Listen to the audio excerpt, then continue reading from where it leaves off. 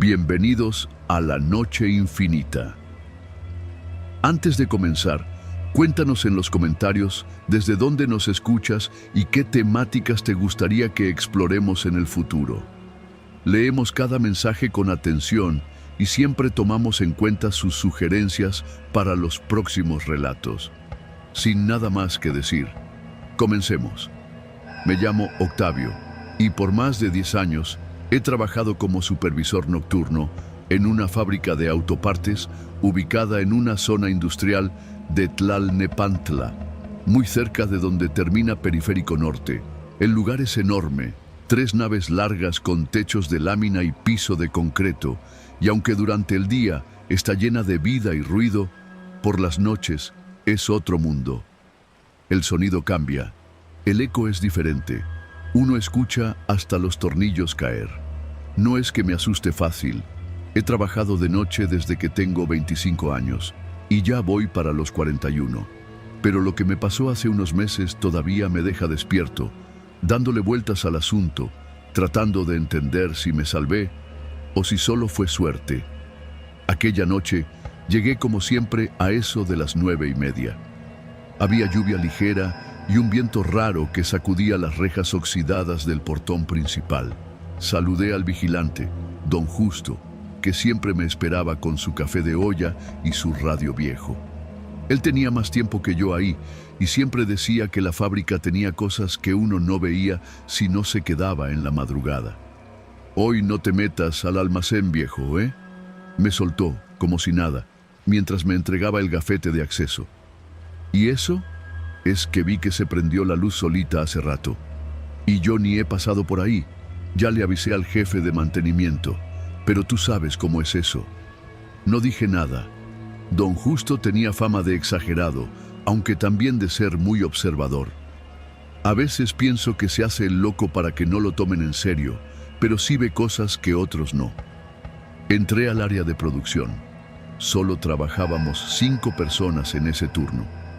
Yo, 2 operarios de máquina, el encargado de limpieza y una ingeniera que hacía los reportes de calidad. El ambiente siempre era muy callado, cada quien en lo suyo, escuchando música con un solo audífono o revisando los celulares a escondidas. Esa noche, sin embargo, se sentía raro, como cuando uno entra a una casa que lleva mucho tiempo vacía, aunque en teoría estaba todo funcionando normal. A eso de las 11 fui a dar la ronda de siempre por las 3 naves. La 1 es donde están los tornos y las prensas. La 2 es el área de moldes y fundición. Y la 3, donde se almacena el producto terminado. Pero hay un cuarto espacio, fuera del mapa oficial, el almacén viejo. Ese lugar fue cerrado hace años por un tema de seguridad laboral. Tenía fugas en el techo, un par de estructuras colapsadas y ratas por montones.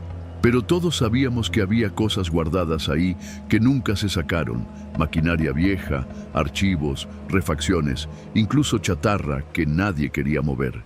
Y esa noche, según don Justo, la luz se prendió sola. Terminé la ronda sin novedad, aunque sentí que alguien me miraba desde la esquina donde el pasillo se une con el patio exterior. Cuando regresé a la oficina, la ingeniera Adriana estaba guardando sus cosas. «¿Te vas temprano?», le pregunté. «Voy al sanitario. He traído el estómago hecho pedazos, pero regreso. No me tardo», respondió, llevándose su libreta.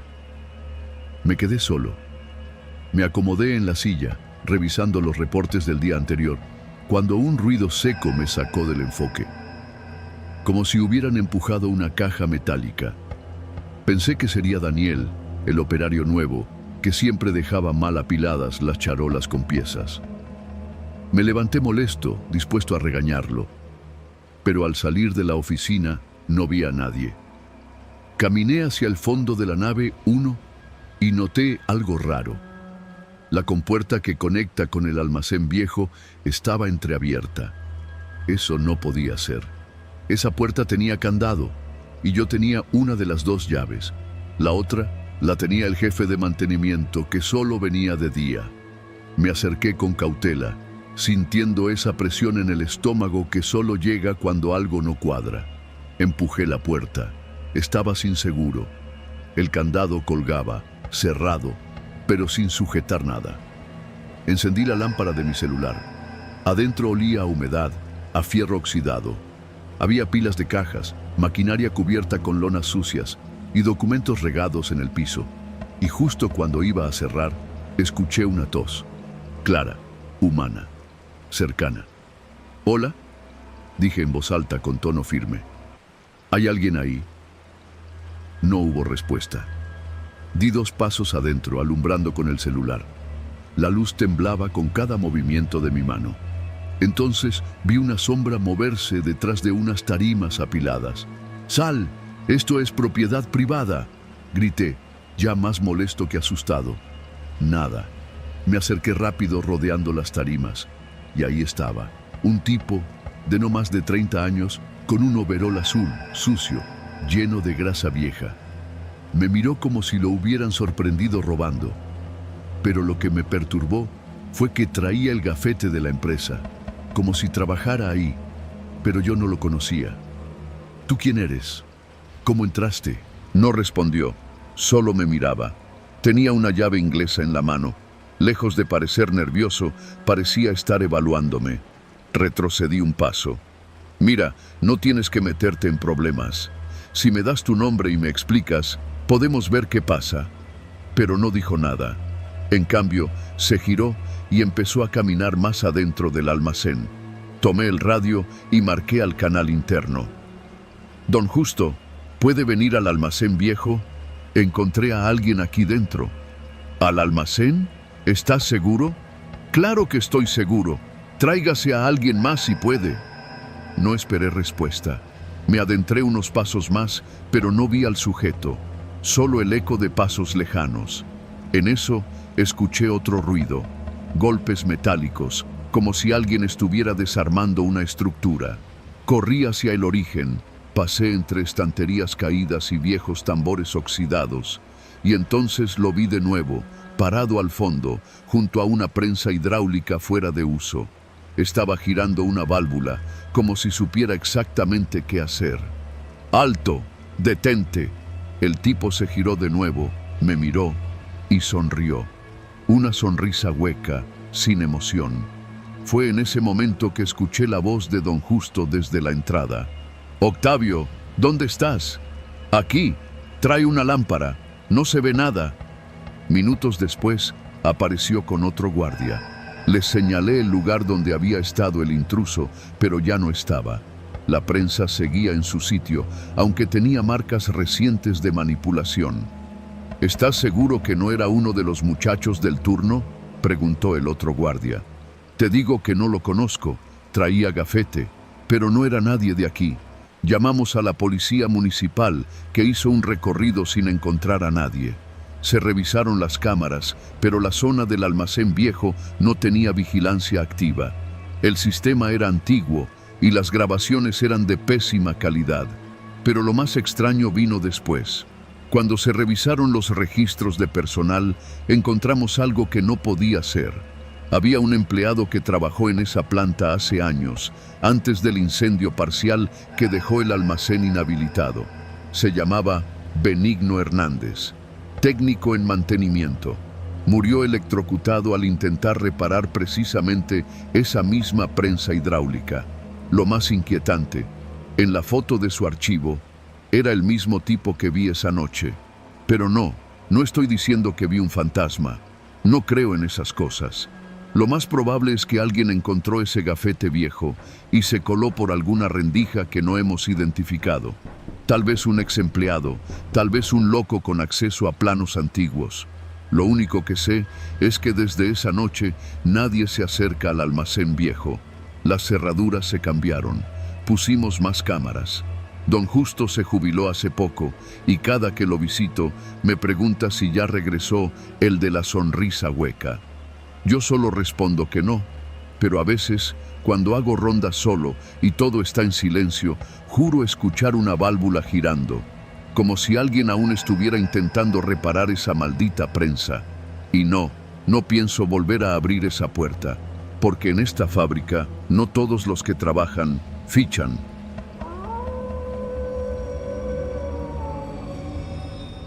Me llamo Oscar y esta historia ocurrió hace unos meses, aunque todavía me cuesta trabajo hablar de ella sin que me suden las manos.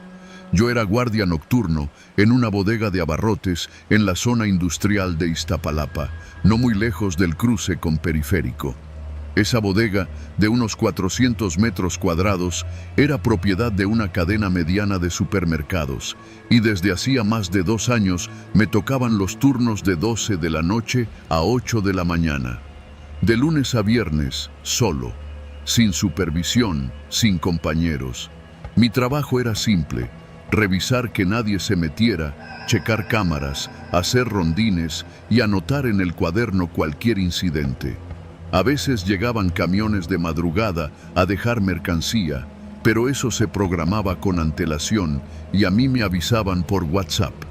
La bodega estaba aislada, con un lote baldío a un lado, un taller mecánico cerrado por las noches al otro y una única lámpara pública que titilaba cuando se levantaba el viento.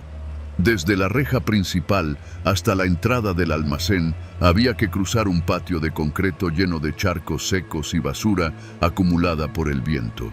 Siempre me causaba una sensación de abandono, aunque supiera que el lugar se activaba cada día con empleados y camionetas entrando y saliendo. Esa noche en particular llegué a las 11:30. Había tráfico en Ermita, así que me bajé del micro unas cuadras antes y caminé lo último. El portón principal estaba cerrado, como siempre. Lo abrí con mi llave, pasé, volví a cerrarlo y caminé hasta la pequeña caseta donde estaba el monitor de las cámaras y el viejo escritorio con la libreta. Me senté, marqué mi entrada y encendí el sistema de vigilancia. Todo normal, 5 cámaras interiores y 3 exteriores. Todas en blanco y negro, mal iluminadas, con cortes ocasionales. La empresa nunca quiso invertir más. Desde esa caseta podía ver la mitad de la bodega por una ventanilla de vidrio grueso, aunque ya estaba tan rayado que apenas distinguía más allá de unos cuantos metros. Me preparé un café en la resistencia eléctrica y justo cuando me lo estaba sirviendo, una notificación me llegó al celular. Se canceló la llegada de la unidad 3. No hay entregas esta noche. Que descanses, Oscar. Lo agradecí. Una noche sin visitas significaba 8 horas tranquilas, sin más ruido que el de los ratones que de vez en cuando correteaban entre las cajas. A eso de la 1 de la madrugada, apagué la luz de la caseta para no atraer insectos y me puse a leer en el celular. De vez en cuando alzaba la vista al monitor, pero todo seguía normal. El silencio era tan pesado que hasta el zumbido del refrigerador se volvía insoportable.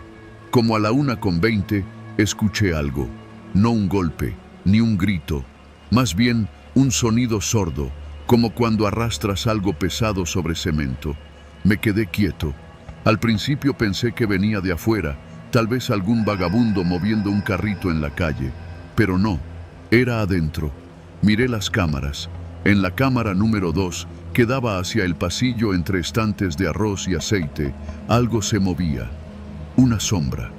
Al principio no distinguí bien, pero luego vi con claridad que era un carrito de plataforma, de esos que usamos para mover costales, rodando solo, muy despacio. Se detenía, avanzaba y luego giraba hacia el lado opuesto, como si alguien lo empujara desde atrás. Solté el café. Me puse de pie, respirando con dificultad. Debe haber alguien dentro, pensé. Tomé la lámpara de mano, mi bastón telescópico y salí. Avancé por el pasillo principal con la linterna encendida, apuntando al suelo primero y luego hacia los estantes. No vi nada, ni ruidos ni movimiento. Pero cuando llegué al pasillo de la cámara 2, el carrito ya no estaba. Me acerqué despacio. El pasillo estaba vacío, salvo por unas cajas medio aplastadas y el olor a cartón húmedo. De pronto, escuché un clic detrás de mí. Un apagador. Me giré de golpe. Las luces de una parte de la bodega, las del área de limpieza, se habían encendido solas. Tragué saliva. Apunté hacia allá. Nada. Solo los botes de cloro, los trapeadores y las cajas de detergente. Caminé hacia esa zona. Revisé tras los estantes. Nadie. Ni puertas abiertas, ni herramientas fuera de su sitio. Decidí volver a la caseta. Tal vez fue un falso contacto o una rata. Pero al volver al escritorio, el monitor de las cámaras estaba apagado, como si alguien hubiera desconectado el sistema. Revisé los cables. Todos estaban en su lugar. Entonces sentí algo. No un sonido, no una imagen, una presencia. No era paranoia, era la certeza, instintiva, aguda, de que había alguien más allí adentro. No un fantasma, no una sombra inexplicable, sino una persona. Y que esa persona sabía que yo estaba solo, desarmado, y que podía hacerme lo que quisiera. Corrí a cerrar la puerta de la caseta, eché llave, encendí el foco interior, busqué mi teléfono para llamar a la policía, pero no tenía señal. Maldita bodega, pensé. Siempre había tenido ese problema. Desde la ventanilla miré hacia los pasillos. No vi a nadie, pero las luces seguían encendiéndose y apagándose, una por una, como si alguien fuera activándolas manualmente. Entonces lo vi. Una figura delgada, de estatura mediana, pasó entre los estantes del fondo. No llevaba linterna. Solo se movía despacio, como quien conoce bien el terreno. Era un hombre. No logré ver su rostro, pero sí noté algo. Llevaba guantes negros. Me agaché. Mis piernas temblaban. Recordé que en la caseta había un tubo de metal, parte de una estantería vieja. Lo tomé con fuerza. «No vas a dejar que te maten aquí», me repetía. El tipo no hacía ruido. Parecía que sabía dónde pisar para no delatarse. Minutos después, escuché otro sonido. El rechinar de la puerta trasera de carga. La estaba abriendo. Esa puerta solo tenía 2 cerrojos manuales por dentro. Si había logrado abrirla, significaba que tenía una copia de las llaves, o que alguien se las dio. Y entonces lo comprendí. No era un ladrón cualquiera. Era alguien que conocía esa bodega. Un ex empleado, tal vez. Alguien con acceso, con tiempo para planearlo. Yo estaba atrapado. No me podía quedar encerrado esperando a que entrara por la caseta. No había ventanas para escapar. Solo quedaba salir, rodear la bodega, llegar al portón principal y buscar ayuda en el taller de al lado o en la tienda de abarrotes cruzando la avenida. Apagué la luz, abrí la puerta lentamente y salí sigilosamente por la puerta lateral. Afuera, el aire estaba más frío de lo habitual, todo en silencio. La reja principal seguía cerrada. Corrí hacia ella. Busqué las llaves en mi bolsillo. Al intentar meter la llave en la cerradura, escuché pasos detrás de mí. No me di vuelta, solo giré la llave con desesperación. Un grito seco me paralizó. «¡Detente ahí!». Era una voz grave, pero no gritada, con autoridad. No reconocí a nadie. Me di vuelta con el tubo en alto, pero no había nadie. En ese momento la reja se abrió, no por arte de magia. Del otro lado estaba un señor de unos 60 años, el velador del taller mecánico. «¿Qué haces aquí, muchacho? ¿Estás bien?». Corrí hacia él sin responder. Solo le pedí que me dejara entrar. Cerró la reja tras de mí. Desde ahí le señalé la bodega. «Hay alguien adentro. Tiene llaves». Entró por la parte de carga. El señor sacó su teléfono y marcó. Menos de 15 minutos después, llegaron 2 patrullas. Revisaron toda la bodega. No encontraron a nadie. Nada forzado, nada roto. Pero el monitor seguía apagado y el carrito, aquel que rodó solo, estaba justo frente a la puerta de la caseta. La empresa nunca me dio una explicación. Tampoco quiso revisar cámaras. Al día siguiente presenté mi renuncia. No he vuelto a trabajar como guardia nocturno. Ahora manejo un taxi por aplicación. Prefiero los riesgos de la calle a volver a quedarme solo en una bodega donde el verdadero miedo no viene de fantasmas, sino de hombres que saben esconderse entre los estantes y esperar.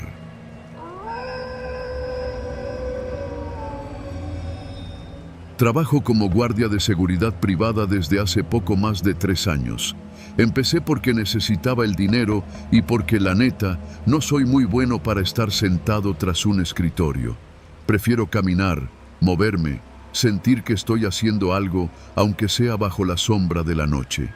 Me asignaron el turno de madrugada en una zona industrial de Iztapalapa, donde hay un conjunto de bodegas y almacenes que operan de día y quedan prácticamente desiertos después de las 10. Esa noche me tocaba patrullar solo. Mi compañero habitual, Chucho, se había reportado enfermo. «Nada grave», dijo el supervisor por radio. «Solo una noche, no pasa nada, ¿va?» Acepté sin mucha queja. Al final de cuentas, ya me había aventado varias jornadas sin respaldo. Lo raro fue que desde que llegué al módulo de vigilancia, el supervisor me pidió que no me saliera del protocolo ni me metiera en bodegas cerradas, aunque escuchara ruidos. «Tú patrulla por fuera y avisa si ves algo extraño», dijo. Nada más. La patrulla empezaba a las 11 en punto. Yo iba a pie, con una lámpara de mano, un radio y una cachiporra vieja que parecía más adorno que herramienta útil. Tenía que revisar perimetralmente las rejas, puertas de acceso y las ventanas de las oficinas. El ambiente era denso, con ese aire espeso que se siente cuando hace calor, pero el concreto todavía no suelta lo acumulado del día. Las lámparas de vapor de sodio apenas iluminaban los pasillos entre naves. Todo se veía en tonos amarillos, apagados, como si estuviera atrapado en una película vieja. Al principio, todo estaba tranquilo.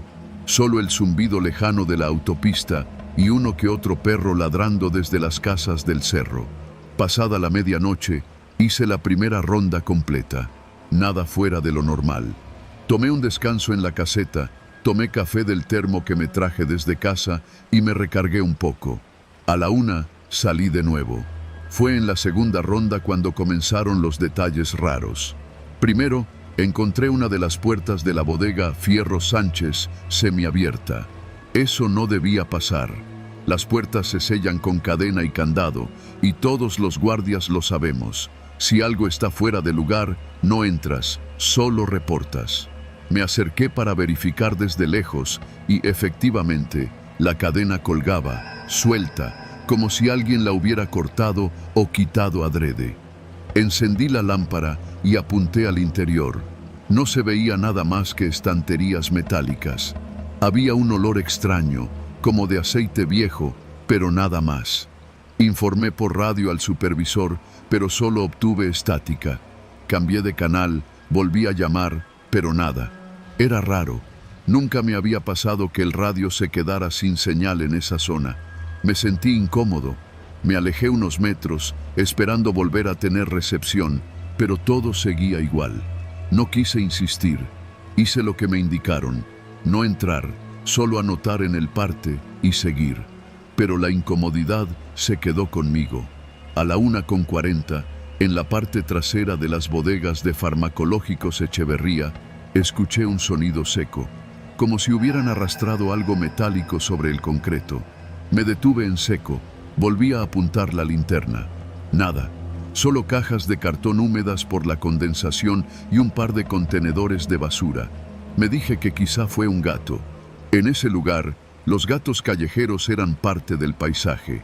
Seguí avanzando hasta el callejón entre las naves 3 y 4, que daba directo a una reja ciega que separaba el complejo de una barranca seca. En ese momento, el foco de mi lámpara empezó a parpadear. Pensé que era la pila, pero la acababa de cambiar antes de salir. Me detuve para revisar y sentí, sin razón lógica, que alguien me observaba. No lo pensé, lo sentí. Una mirada, como cuando alguien se te queda viendo desde un coche en la calle y sabes, sin voltear, que ahí está. Miré alrededor, tratando de no parecer nervioso, aunque estaba completamente solo.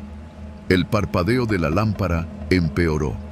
Entonces, al fondo, junto a los tambores de aceite, algo se movió. Fue rápido, como una sombra que se escabulle. No fue un animal. Era demasiado grande, demasiado humano. Llamé de nuevo al supervisor. Silencio. Ya no sabía si quedarme quieto o regresar a la caseta. Pero la obligación me tenía ahí, y algo dentro de mí me gritaba que si me iba sin verificar, luego tendría que dar explicaciones más feas. Me acerqué con cautela, cuidando no hacer ruido. Al llegar al punto donde vi el movimiento, no había nadie. Pero uno de los tambores estaba volcado y sobre el cemento, una huella de zapato, húmeda, como si alguien hubiera pisado con el calzado mojado. Mi pulso se aceleró. No había lluvia. Nadie más debía estar ahí. Y lo peor, esa huella no era reciente. Ya se estaba secando. Lo que sea que fue, estuvo ahí desde antes que yo pasara. De regreso a la caseta, algo me detuvo en seco. El foco rojo de la cámara que apuntaba a la entrada principal estaba apagado. Esa cámara siempre está encendida. Todas las grabaciones se mandan en tiempo real al cuarto de control de la empresa. Si estaba apagada, significaba que alguien la desconectó. Fui directo a revisar el circuito eléctrico. La caja tenía marcas recientes de haber sido abierta. Una de las tapas estaba tirada en el piso y los cables pelados como cortados con una pinza. Mi sangre se enfrió. Esto ya no era un simple descuido. Alguien se había metido. A las 2:20, de nuevo, el radio soltó un chasquido y la voz del supervisor entró, entrecortada. «Ortega, ¿me copias? Reporte». Apreté el botón. «Aquí Ortega, tenemos posible intruso, requiere respaldo». Repetimos, «Hay señales de entrada forzada». Silencio. Segundos después, una voz distinta, más grave, habló por el canal. «¿Quién te dio permiso de entrar a las bodegas?» No era el supervisor. «Identifíquese», respondí de inmediato. «Esta frecuencia es privada». «Tú no entiendes, cabrón», dijo la voz. Y se cortó. No había forma de que alguien tuviera esa frecuencia sin acceso a nuestro sistema. Me temblaban las manos. Corrí a la caseta y cerré la puerta con seguro. Marqué desde el teléfono de línea directa, pero nadie contestó. Me asomé por las cámaras. Todo parecía normal, hasta que una de las pantallas mostró algo. Un hombre, parado justo frente a la reja principal. Tenía gorra, camiseta oscura y pantalón de mezclilla. En una mano llevaba un tubo de metal. No se movía, solo estaba ahí, observando la caseta, observándome. Tomé mi cachiporra, sabiendo que era casi inútil. Entonces vi otra figura. En la cámara del pasillo 2, otro hombre, esta vez con mochila al hombro, sacando algo que parecía una cizalla. Estaban adentro, y eran varios. No sé cómo pasó, pero habían logrado burlar el cerco. El corte de la cámara no fue accidental. La huella, el tambor volcado, todo había sido una prueba. Estaban tanteando el terreno, esperando a que bajara la guardia. Estaban robando. Y yo estaba completamente solo. A las 2:35, el radio volvió a sonar. «Ortega», era la voz del supervisor, ahora sí. «Tenemos una situación», dije, casi gritando. «Hay por lo menos 2 intrusos dentro del complejo. Están armados, ya cortaron la señal de una cámara». «Refúgiate, patrulla móvil va en camino, tiempo estimado, 15 minutos». 15 minutos. Parecían una eternidad. Mientras tanto, los intrusos se movían. Los veía en las cámaras. Uno revisaba puertas, otro forzaba cerraduras. Se veían entrenados, coordinados, sabían lo que hacían. En una de las pantallas, uno levantó la mirada y apuntó directamente a la cámara. Y sonrió. Me congelé. Sabía que yo los estaba viendo. A las 2:43 escuché pasos afuera de la caseta. Alguien intentó abrir la puerta. No quise hacer ruido. Solo apagué las luces y me mantuve agachado. Golpearon una vez, luego otra. Después, silencio. Esperé conteniendo la respiración. Entonces, a las 2:51 llegaron las patrullas. Luces, gritos, movimiento. Los intrusos salieron corriendo por la parte trasera, donde había una salida al canal seco. Unos oficiales los persiguieron. A uno lo atraparon. El otro logró huir. Yo salí de la caseta pálido, temblando. En la revisión encontraron herramientas, planos del complejo e incluso llaves maestras. El detenido no quiso hablar. Solo repitió una y otra vez que El guardia lo arruinó todo. Esa fue la última noche que patrullé solo, pero nunca me sentí tan expuesto como esa vez. Nunca, porque no fue miedo a lo desconocido, fue miedo a lo que sabía exactamente cómo hacer su trabajo, y había elegido esa noche para hacerlo, conmigo como único obstáculo.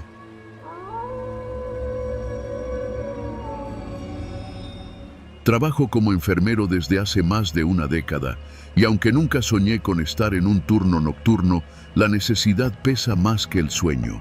En el Hospital General de una ciudad media al norte del país, prefiero no decir el nombre exacto, por razones que entenderás después, me tocó cubrir a un compañero que pidió licencia médica. Supuestamente iba a hacer solo una semana de turnos nocturnos en la pequeña clínica anexa al hospital, la que normalmente funciona como punto de atención para casos no graves o para pacientes en observación. Era una clínica chica, con apenas 3 consultorios, un área de camillas y una sala de espera vacía durante la noche. Casi todos los casos urgentes se derivaban al edificio principal del hospital, que quedaba a unas cuadras de distancia. Yo me quedaba ahí, solo, con un teléfono rojo que me conectaba directamente con el hospital en caso de emergencia. El primer turno fue tranquilo. Revisé material, actualicé registros y acomodé un poco el botiquín. A eso de las 3 de la madrugada me quedé dormido sobre la camilla número 2, con la cabeza apoyada en una almohada dura y el uniforme arrugado. La segunda noche empezó igual. Un par de personas con dolor de estómago y una madre que trajo a su hijo por fiebre leve. Todo controlado. A la medianoche ya estaba otra vez solo, viendo videos en el celular con los pies sobre la silla giratoria, esperando que el tiempo pasara. Pero la tercera noche cambió todo. A las 2:15, justo cuando me estaba haciendo un café en el calentador eléctrico de la pequeña cocineta, escuché que alguien tocaba la puerta principal. Fuerte, seca. No sonó como un toc-toc de solicitud de ayuda, sino como un golpe, como si alguien usara el puño entero. Me asomé por la pequeña ventanilla que da a la entrada, pero no vi a nadie. Pensé que quizás alguien se había arrepentido de entrar. Pasan cosas así. Gente que llega, ve que está solo y prefiere irse al hospital principal. Volví a sentarme. Tomé mi taza y empecé a tomar café, ya más alerta. Pocos minutos después, escuché de nuevo ese mismo golpe. Pero ahora sonó en la puerta lateral, la que da al estacionamiento interno. Me levanté, abrí esa puerta con cuidado. Nada, nadie. El portón de acceso a la calle seguía cerrado con cadena. No había forma de entrar desde afuera sin que yo escuchara. Ahí debí llamar al hospital, pero no lo hice. Me dije que seguramente era mi cabeza jugándome malas pasadas. El cansancio hace eso, inventa sonidos, caras, sombras. Volví a la cocineta, pero esta vez no me senté. Me quedé parado, con la taza en mano, escuchando. Entonces sonó algo que sí me heló la sangre. Fue el timbre de la recepción. Ese timbre no tenía botón exterior. Solo se podía accionar desde adentro. Fui rápido hacia el escritorio. Nadie. La puerta seguía cerrada. Solo la pantalla del sistema mostraba la hora, 2:36. Caminé por el pasillo, revisando cada consultorio. Nada raro. Pero al pasar por el baño de pacientes, noté algo que no estaba ahí antes. Había un vaso de unicel con un hisopo adentro, sobre el lavabo. No usamos vasos de unicel, no en esa clínica. Me incliné para mirarlo mejor. El hisopo estaba húmedo, como si alguien lo hubiera usado hacía poco. Sentí una punzada en el estómago.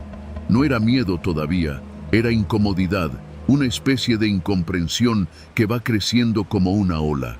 Llevé el vaso al área de basura roja, lo eché ahí y volví al escritorio. Abrí el software de ingreso y verifiqué los últimos registros.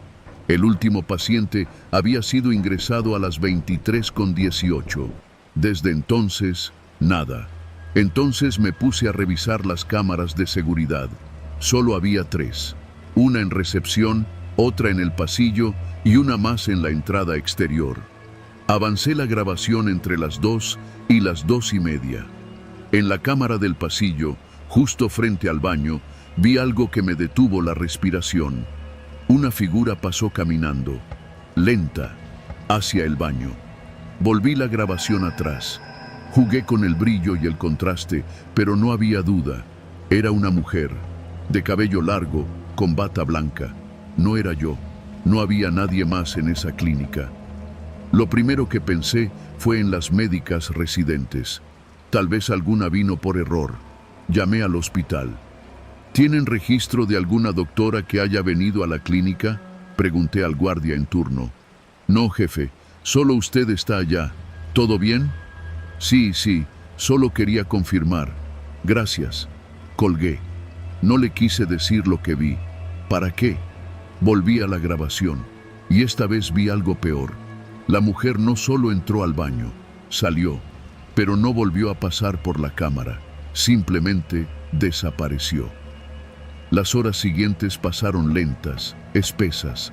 Me quedé despierto, con las luces encendidas, esperando el amanecer. No dormí ni un segundo. A la mañana siguiente, el supervisor llegó como siempre, revisó mis reportes y notó que yo tenía el rostro pálido. ¿Todo bien, Pedro? Sí, solo no dormí bien. No le conté nada. Me fui a casa directo a dormir, pero las cosas no pararon ahí. La cuarta noche fue la peor. Cerca de las 3 de la madrugada, escuché movimiento en uno de los consultorios, el 3, que siempre permanece cerrado con llave. Fui a revisar y, para mi sorpresa, la puerta estaba abierta. Dentro no había nadie, pero el fonendoscopio estaba sobre la camilla, como si alguien lo hubiera dejado ahí tras revisar a un paciente. No tenía explicación. Nadie más tenía llave. Y yo no había entrado ahí en toda la semana. Llamé al supervisor. Esta vez sí. ¿Quién tuvo acceso al consultorio 3 hoy? Nadie, Pedro. ¿Por qué? Está abierto. Y hay cosas movidas. Hubo un silencio. Revisa si falta algo. Yo paso en la mañana con intendencia para verificar. No me sentí respaldado. Me sentí abandonado. Pero eso no fue todo. Esa noche, una última cosa ocurrió antes del amanecer. Faltando 15 minutos para las 6, escuché la secadora del baño encenderse sola. No hay sensores. Se activa con botón. Fui corriendo. No había nadie. El vaso de unicel había regresado. Y el hisopo, esta vez, estaba partido en 2. Esa fue la última vez que cubrí ese turno. Cuando pedí mi cambio, no di detalles. Solo dije que no podía seguir en un turno tan exigente. Tiempo después, en una charla con otros enfermeros del hospital, uno de los más viejos me dijo algo que me confirmó lo que sospechaba. Esa clínica, la de al lado, era antes una casa de descanso para internos. Gente que no tenía familia, pacientes que nadie venía a ver. Se volvió clínica después de una remodelación, pero nunca le sacaron todo lo que había ahí. ¿A qué te refieres con todo? Él solo me miró, tomó su café y me dio una palmada en el hombro. A veces no es la clínica la que está sola, compadre. A veces somos nosotros los que no sabemos con quién estamos encerrados. Desde entonces, evito pasar siquiera frente a esa clínica. La ventana de la entrada sigue igual, pero cada que la veo, me parece distinguir a alguien mirando desde dentro, con bata blanca y un hisopo en la mano.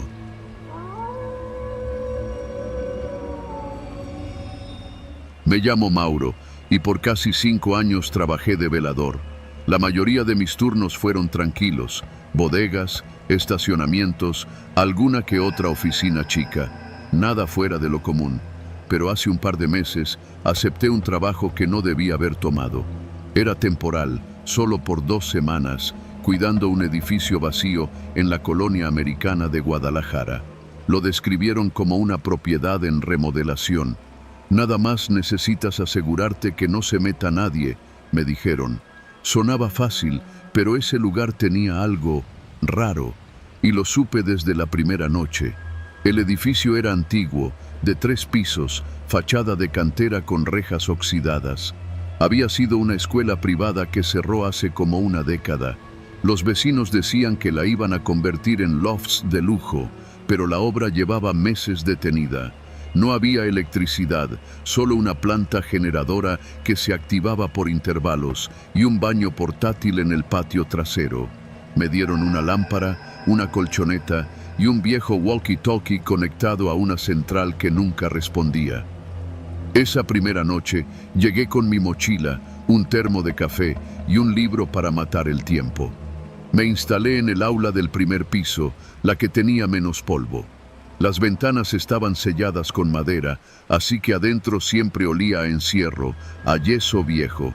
A eso de las 11 hice mi primera ronda.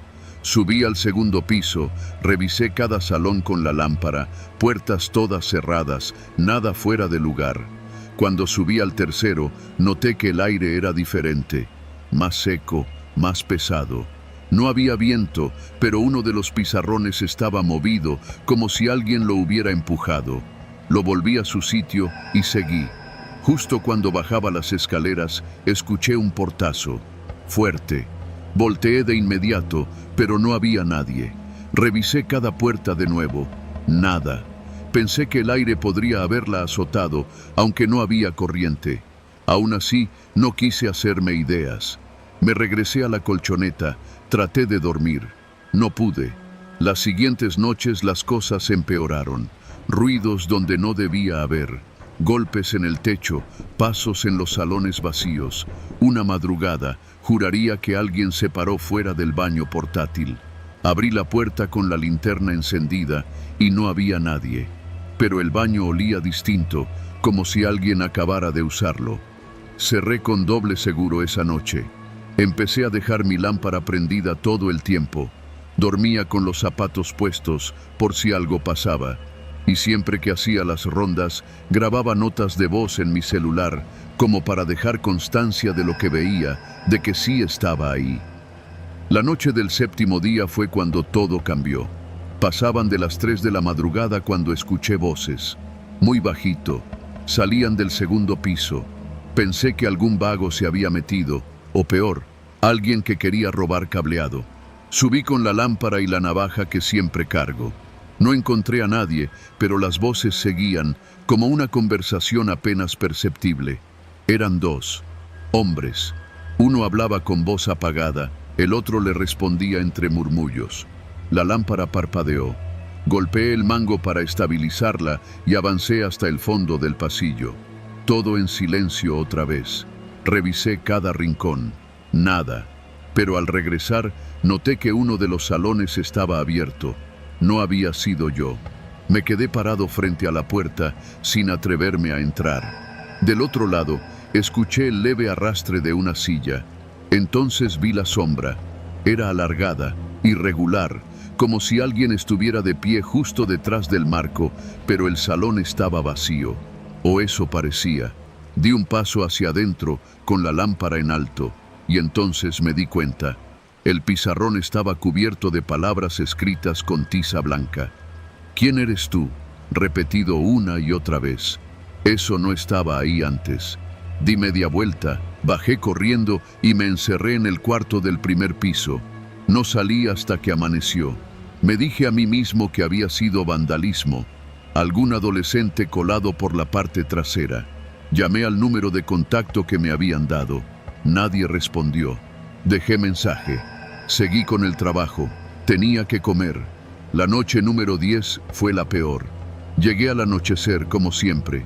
Revisé rápido todo, sin novedad. Me preparé café. Me sentía algo más tranquilo, como si todo hubiera sido una exageración mía. Cerca de la medianoche, sonó mi celular. Número desconocido, contesté. ¿Mauro? La voz era masculina, ronca, como si hablara desde muy lejos. ¿Quién habla? ¿Por qué sigues aquí? Perdón. Silencio. Y luego colgaron. Revisé el registro de llamada. Sin número, sin duración. Saqué mis cosas para irme, pero me detuve. Me dije que si me iba, no me pagarían. Que tal vez era una broma de alguien del personal de obra. Me forcé a quedarme. Me arrepiento cada segundo. Cerca de las 2, la planta de energía se apagó. Lo hacía a veces, pero esta vez no regresó. Me moví con la lámpara, subí al segundo piso para verificar el interruptor. Estaba bien. Subí al tercero, todo callado. Pero cuando pasé junto a uno de los salones, escuché respiración. No era la mía, era profunda, irregular. Me paralicé. La lámpara apuntó al interior. Una figura estaba sentada al fondo del salón, inmóvil, como si me estuviera esperando. Corrí, bajé las escaleras sin mirar atrás. Me encerré en la planta baja, crucé la puerta con mi cinturón, bloqueé con la colchoneta. Saqué mi celular, sin señal, y entonces los golpes comenzaron, desde arriba, como si alguien o algo corriera por los pasillos, bajara por las escaleras, golpeara las puertas, las paredes. El sonido se acercaba, cada vez más cerca. Yo no podía moverme, solo respiraba, bajito, con los ojos cerrados. En algún momento todo se detuvo. No sé cuántas horas pasaron. Cuando amaneció, salí. No recogí mis cosas, no fui por el pago. Me fui directo a casa de mi hermana, del otro lado de la ciudad. Me enfermé una semana. Fiebre, insomnio, paranoia. Días después, me llamaron del número de contacto. Era una mujer. Me preguntó por qué no había regresado. Le conté todo, pero ella solo se rió. Ah, sí, muchos no terminan el turno completo, pero gracias por tu tiempo. Colgó. Fui al edificio unos días después. Desde la banqueta vi a otro velador entrar. Uno joven, con la misma mochila que me habían dado. Me miró. No dijo nada. Entró. La reja se cerró detrás de él. No supe más.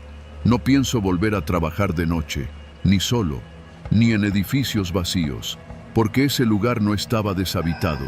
No realmente. Había algo ahí, algo que no quería que nadie lo observara. Y yo lo hice. Nunca debí quedarme, pero lo hice.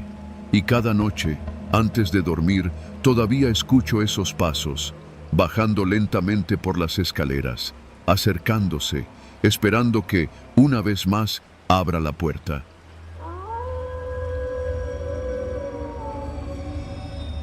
Yo no quería quedarme, lo juro. Ese día ya me sentía agotado, con dolor de cabeza desde la mañana y con el estómago revuelto por los tacos de tripa que me eché afuera del metro Valderas. Pero Brenda, la jefa de turno, se enfermó y pues, ya sabes cómo es esto. Si no cubres a alguien, el día que tú faltes te lo van a cobrar. Así que me ofrecieron un turno extra cerrando la tienda, un Oxxo pequeño que está justo en la esquina de Calzada de Tlalpan con Callejón de la Virgen. No está tan mal, pensé.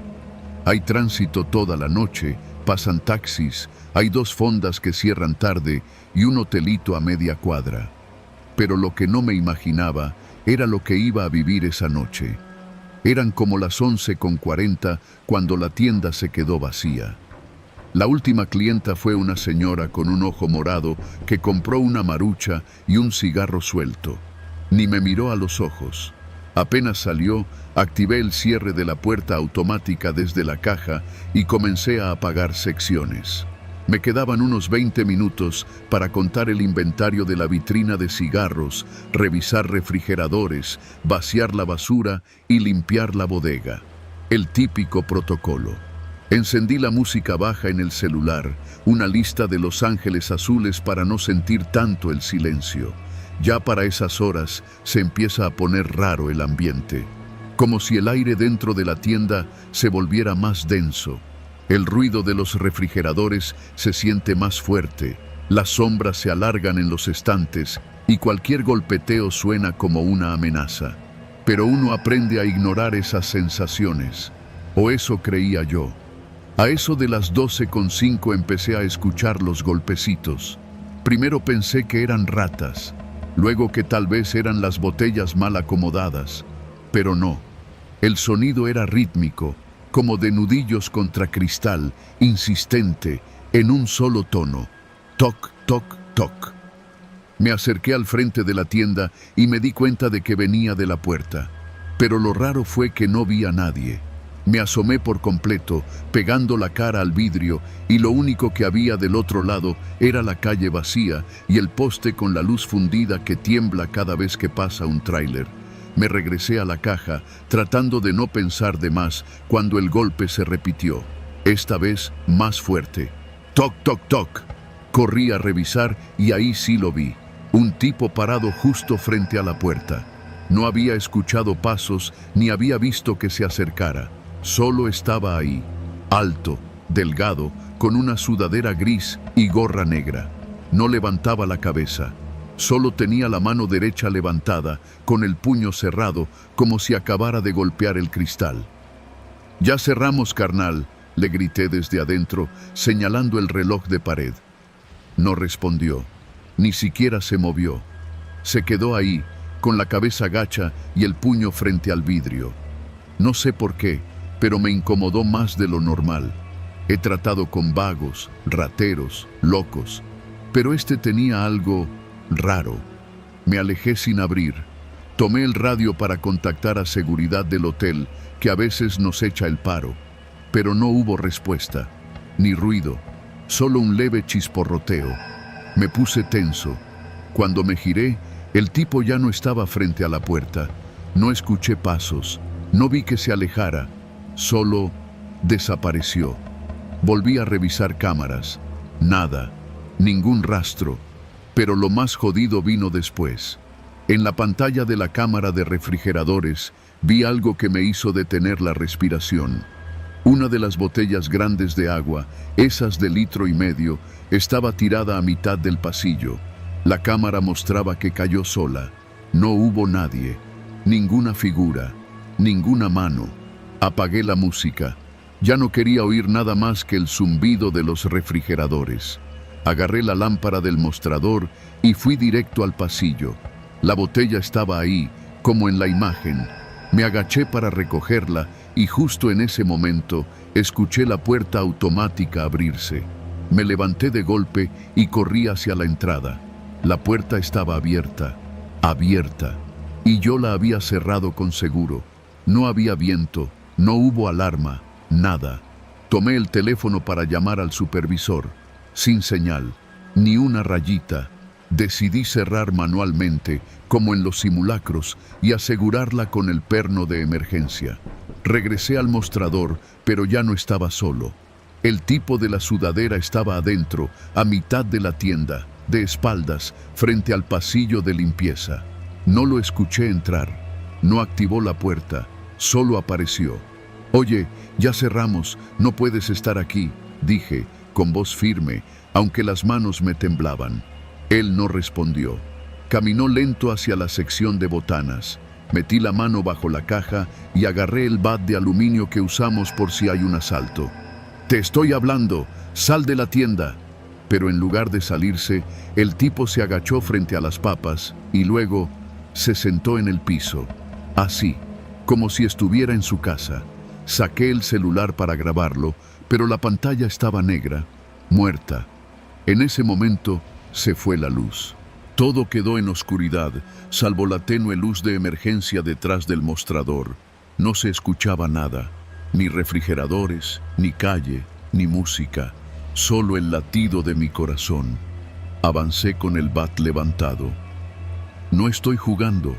Sal de aquí, cabrón». Me acerqué. El tipo seguía agachado. Cuando estuve a 1 metro, se levantó de golpe. Me detuve. Levantó la cabeza. Por primera vez le vi el rostro. No era alguien drogado. No era un loco. Era un hombre normal, un poco pálido, pero sus ojos, esos ojos estaban inyectados en sangre. No pestañeaba, solo me miraba, sonriendo. Una sonrisa tensa que no coincidía con la mirada. «Ya cerraste, ¿verdad?», dijo con una voz ronca, como si no hablara desde hacía años. No respondí. «Entonces ya no hay nadie», agregó, y empezó a caminar hacia mí. Retrocedí con el bat levantado. El tipo dio otro paso, luego otro. No corría, no amenazaba, pero había algo en su mirada que me decía que no debía dejar que se acercara más. «Ni un paso más», le grité. Entonces se detuvo, se me quedó viendo y dijo: ¿Tú también vas a desaparecer como los otros? En ese momento, la puerta del refrigerador se abrió sola. Corrí como no lo había hecho en mi vida. Me metí al cuartito de bodega, trancando la puerta con la caja de refrescos. El corazón me latía en los oídos. Desde afuera se escuchaban sus pasos, lentos, suaves, y luego, nada. Silencio. Estuve encerrado ahí al menos una hora, revisando cada 10 minutos por la rendija. El tipo ya no estaba. Cuando llegó el relevo de la madrugada, un chofer que trabaja doble turno me encontró acurrucado, con el bate en la mano, sudado hasta los huesos. Revisamos las cámaras. Ninguna lo había captado. En ninguna aparecía el tipo. Pero sí estaba registrada la puerta abriéndose sola y la botella cayendo sin razón. Y una toma fija en la que yo aparecía hablándole a nadie. Llamamos al supervisor. No nos creyó, pero pidió cambiarme a otro turno. A partir de esa noche, ya no hay cierre con solo una persona en esa tienda. Y yo, desde entonces, no vuelvo a quedarme después de medianoche, ni en Oxxo, ni en ninguna tienda. Porque hay cosas que, aunque no las puedas explicar, se te quedan metidas en el cuerpo, y no se van nunca.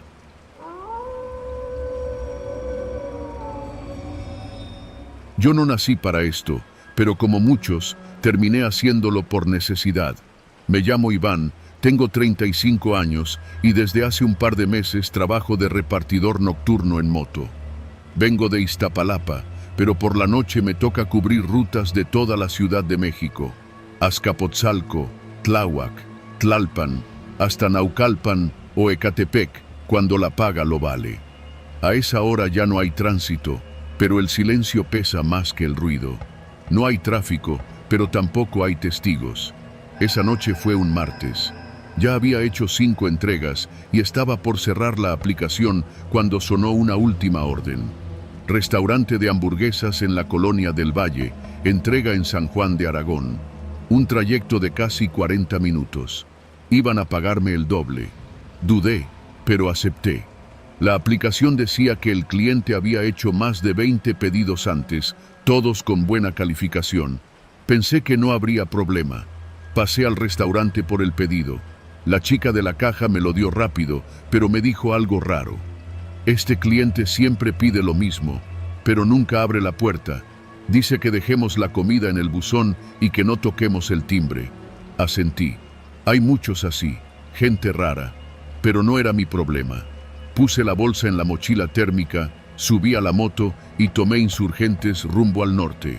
Me gustaba esa parte, solo, a buena velocidad, el viento cortando la ciudad muerta.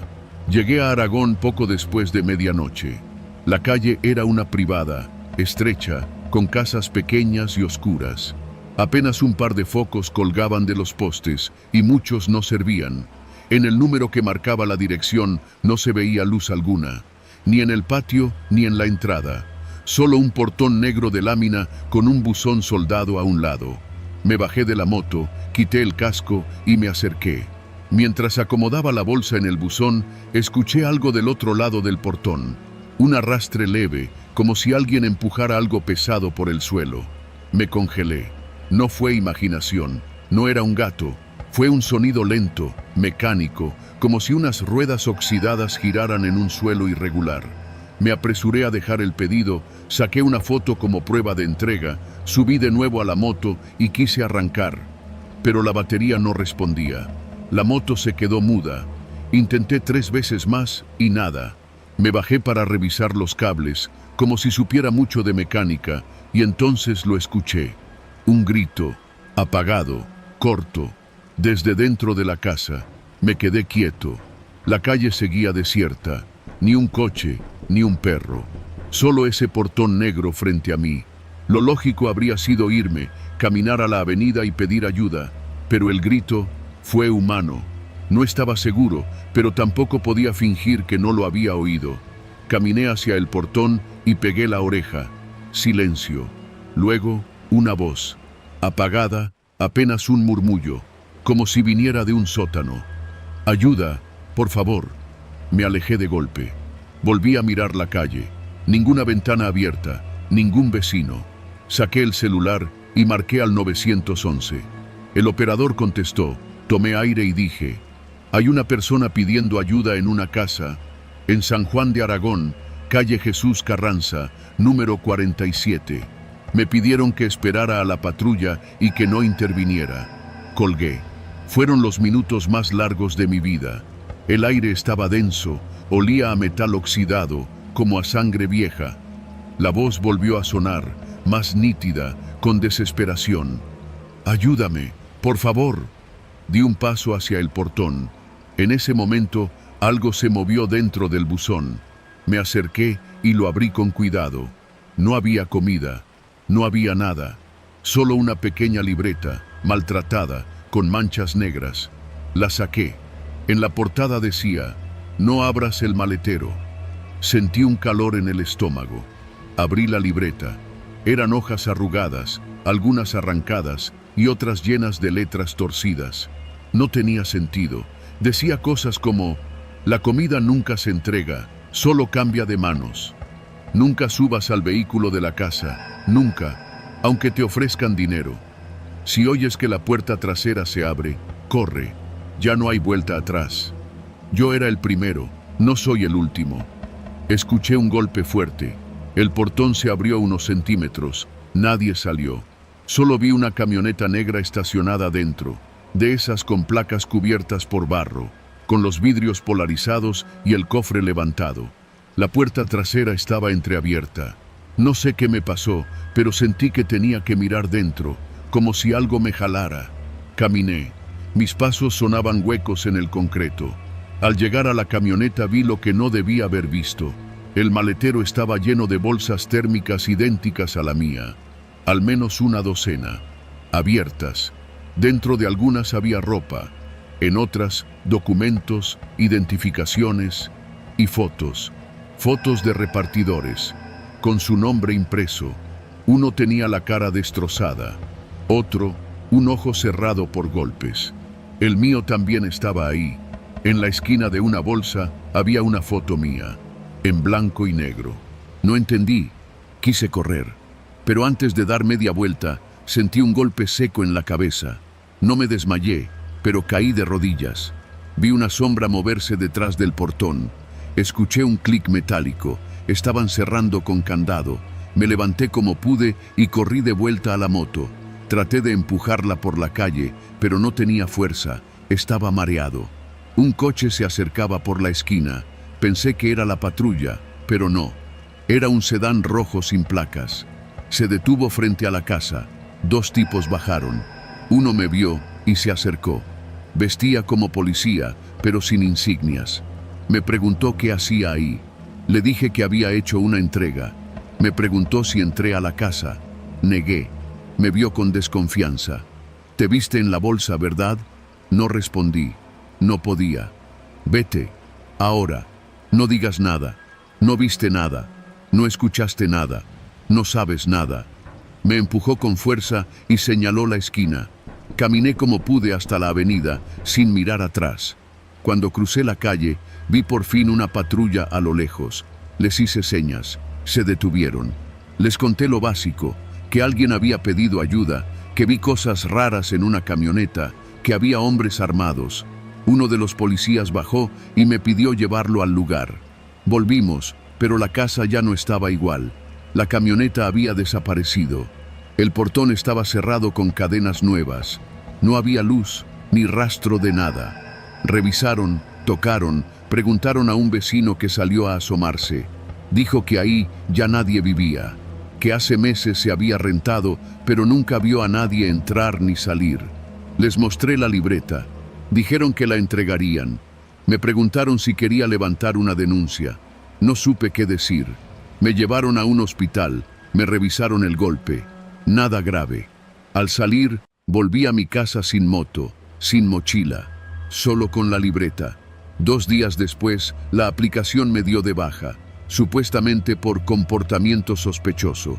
Traté de contactar al restaurante. No tenían ningún registro del pedido que hice esa noche. Llamé a la policía para preguntar por el reporte. Me dijeron que no había nada registrado, que no se envió ninguna patrulla esa noche a esa dirección. Desde entonces no volví a trabajar de noche, ni de día, ni como repartidor, ni como nada, porque a veces, cuando camino por la calle, me parece ver esa camioneta negra doblando la esquina, con el maletero entreabierto, esperando.